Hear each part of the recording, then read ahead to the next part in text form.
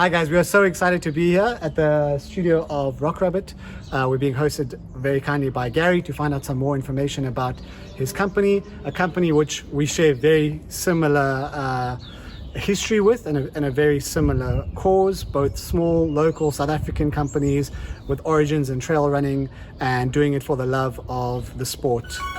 Thank you.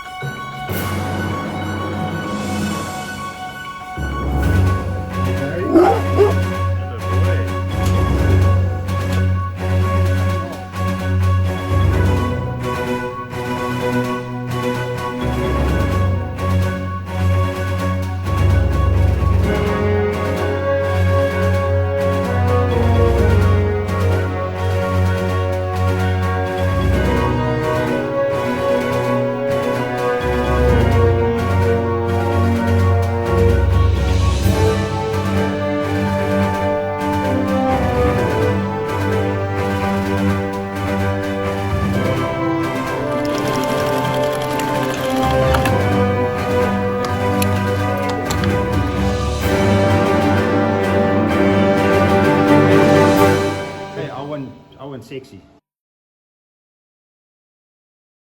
Live? Okay, great. Hi Gary, thank you for your time. Thank you for hosting us at your studio. I'm familiar with meeting you at expos, but it's nice to be here. Can you introduce yourself and tell us a little bit about yourself? Oh, well, welcome here. My name is Gary Britz. I'm one of the co-founders of Rock Rabbit Sports, and we basically try and manufacture apparel for road runners and mainly for trail runners. Okay, awesome. And your inclusion in PUFfeR this year? Yeah, we've had quite a long history with PUFfeR. I've myself run 7 PUFfers, so I sort of know the race pretty well. Yeah. And I give a lot of advice on that. And it was weird because we actually developed a pack because of PUFfeR after one of my PUFfers, yes. So I had just come back from a trip overseas and I bought a pack. And I ran PUFfeR, it was in 2017. And at the end of the run, I said to my wife, hey, this... It's all right, we'll start again from there. That's my real income. Yeah, your actual job. Anyway, okay, so I ran the PUFfeR a couple of years ago.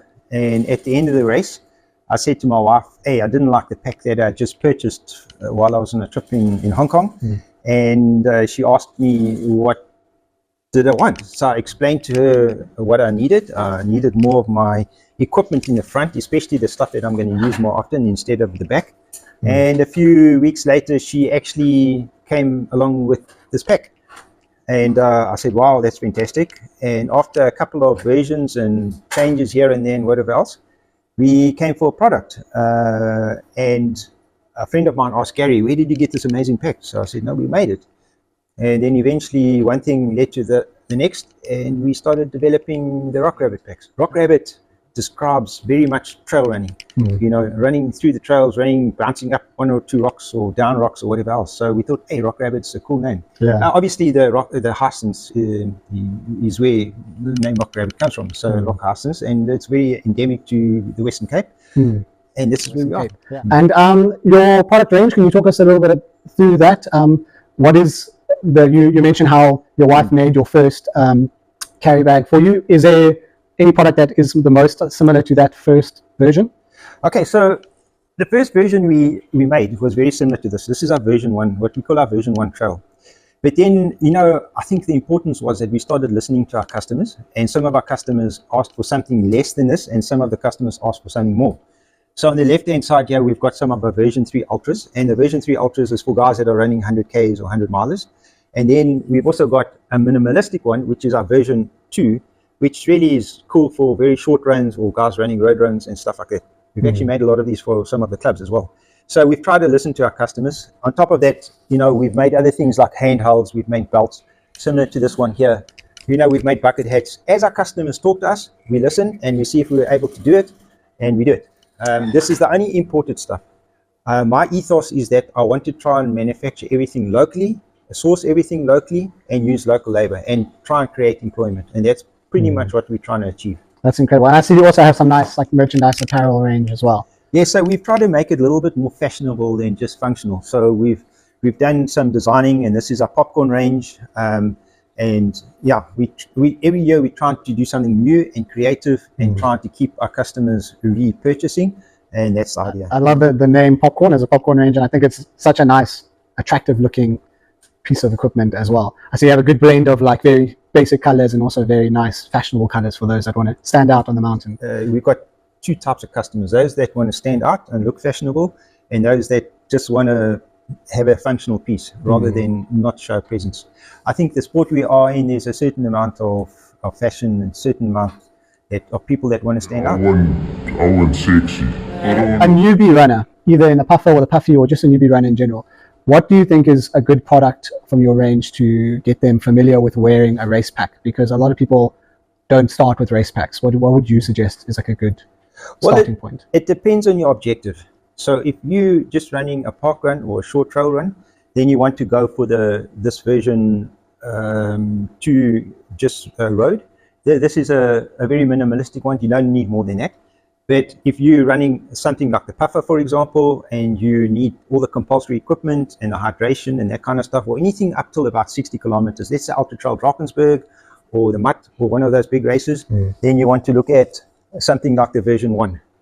Then if you're doing the 100 kilometers then, or 100 milers, then you want to look at the version 3 Ultra. So it depends on your objective. What you're looking for. And the belt, when you think that's a good So actually the belt is actually quite a nice item, especially if you're doing a long a road training run or even a short trail. Let's say up until 20 Ks.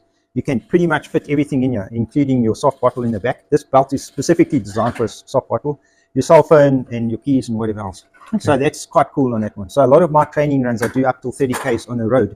Yeah.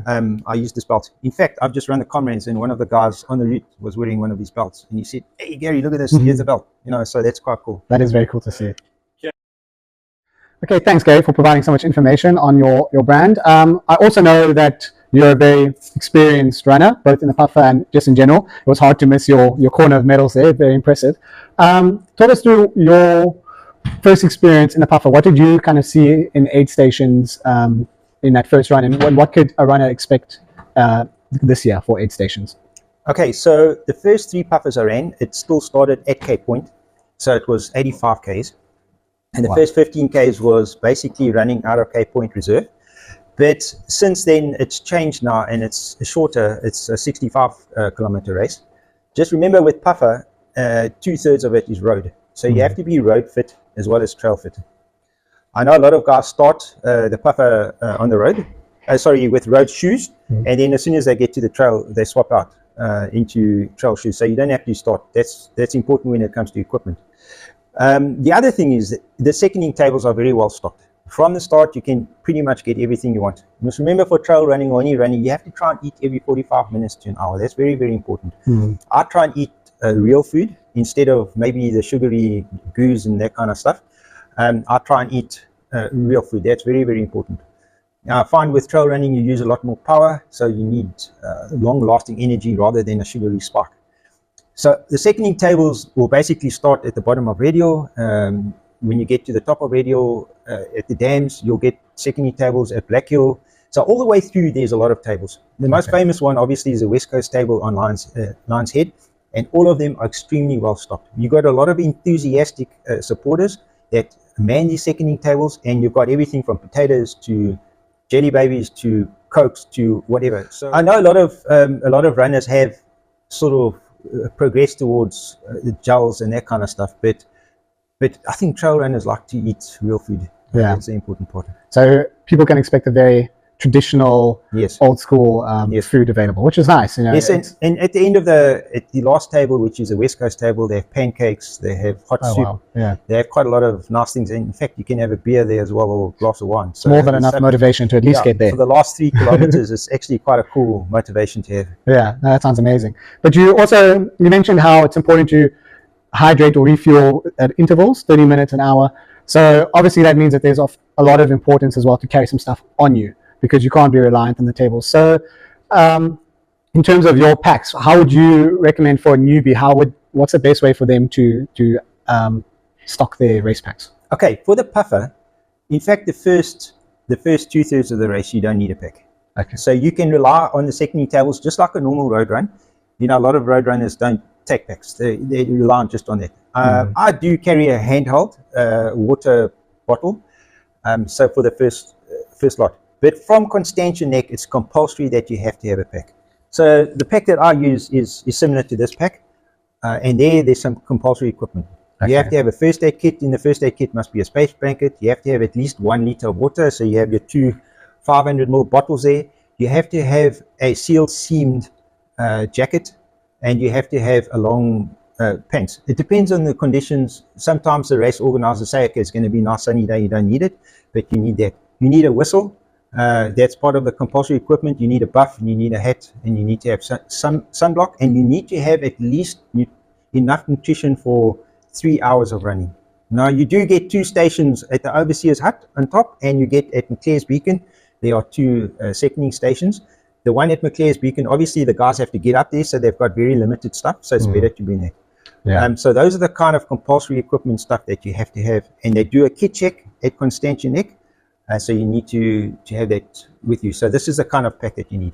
Okay. Up until then, you don't really need a pack. I mean, you can run with this felt. It will carry enough, but the compulsory equipment is there. For the PUFfeR this year starts at Constantia Neck. Okay, there they'll do a kit check at the start, and then that's a 21k, and it's pure trail running. You go up the stairs, and then obviously on Smuts track, McClare's Beacon, and then detail, like what else would you recommend a runner packs in their race pack? Because many people might just think you only need food on your race pack. Yeah, so actually I forgot to mention you need a fully charged cell phone, and some guys run with a backup battery pack, but if you've got a fully charged cell phone, it should actually last for the 3 hours, so you don't need that additional weight. Some guys like running with music. It's not forbidden. A lot of trail runners do that. Some pepper spray, and then in your cell phone you have to have the organizer's cell phone number. That's compulsory as well. Okay, great. Thanks so much, Gary. And then we mentioned earlier that there's one of 2 types of trail runners: those that wear fashionable clothing and those that wear very plain black or white clothing. What kind of, from your range here, what kind of a runner would you say you are? Well, I mean, in trail running, there's always a joke that there's 2 types of trail runners: those that have fallen and those that still have to fall. But I think I'm more of a functional guy. I'm not really more of the fashionable person. So I will normally wear these kind of colors, the gray colors, rather than the more fashionable ones. But I mean, the popcorn range, this is the green popcorn, which is very popular. It's not overkill. And I've actually also got a pack like that, which I did Ultra Trail Drakensberg in. So it's quite a nice pack to have. Okay, great. Thank you for your time, Gary. Appreciate it. We want to see the leopard pack. Bring out the leopard. Bring out the leopard. We can't end without the leopard. Yeah. There we go. So is that in range? Is that available? No, this is just a once-off. Have you? So we do once-off things. Okay. Have you made a sale of this kind of product beforehand, the leopard print? No. Okay. No, we actually gave a friend of mine bought a leopard print pair of shorts. Okay. So I thought, no, I'm going to sort him out and made him a leopard print a vest and a leopard print pack. Thanks, Gary, so much for hosting us here at your studio and for answering our questions and providing such valuable information about race packs and about Rock Rabbit. We'll see you on the trails, I believe. Will you be running this year? Absolutely. I'll be running my 8th. Looking forward to it, seeing all the PUFfeR and PUFfies, and I hope everyone has a great run. Awesome.